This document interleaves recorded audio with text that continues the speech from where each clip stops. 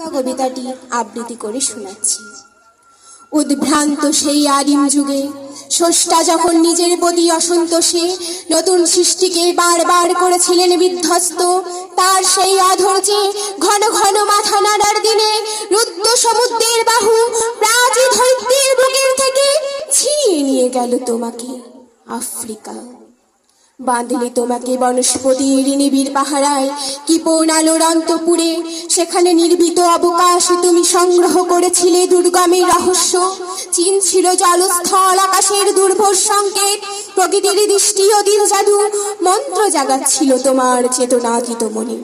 বিদ্রুপ করেছিলে ভীষণকে বিরূপের ছদ্মবেশে, সংখ্যাকে যাচ্ছিলে হার মানাতে। আপনাকে উগ্র করে বিভীষিকার প্রচন্ড মহিমায় তাণ্ডবের দ্বন্দ্ব ফিরে নাদে। হায় ছায়াবৃতা কালো ঘোমটার নিচে অপরিচিত ছিল তোমার মানব রূপ, উপেক্ষার আবির দৃষ্টিতে এলো লোহার হাত করে নিয়ে নাক যাদের তীক্ষ্ণ তোমার নেকড়ের চেয়ে। এলো মানুষ ধরার দল গর্বে যারা অন্ধ তোমার সূর্যহারা অরণ্যের চেয়ে। সভ্যের বর্বর লোক নগ্ন করলো আপন নির্লজ্জ মানুষতাকে। তোমার ভাষাহীন ক্রন্দনে বাষ্পাকুল অরণ্য পথে পঙ্কিল হলো ধুলি তোমার রক্তে অশ্রুতে মেশে। দস্যু পায়ের কাটা মারা জুতোর তলায় বিভস্ম কাদার পিণ্ড চিরচিহ্ন দিয়ে গেল তোমার অপমানিত ইতিহাসে।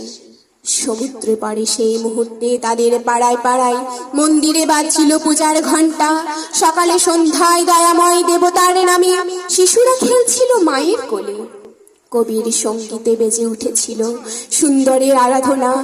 আজ যখন পশ্চিম দিগন্তে প্রদোষকালে ঝঞ্ঝা বাতাসে রুদ্ধশ্বাস, তখন গুপ্ত গহ্বর থেকে পশুরা বেরিয়ে এলো, অশুভ দিনের ঘোষণা করলো দিনের অন্তিম কাল। এসো যুগান্তের কবি, আসন্ন সন্ধ্যা শেষ রশ্মিপাতে দাঁড়াও ওই মান হারা মানবীর দ্বারে। বলো ক্ষমা করো হিংস্র প্রলাপের মধ্যে, সেই হোক তোমার সভ্যতার শেষ পুণ্যবাণী। নমস্কার।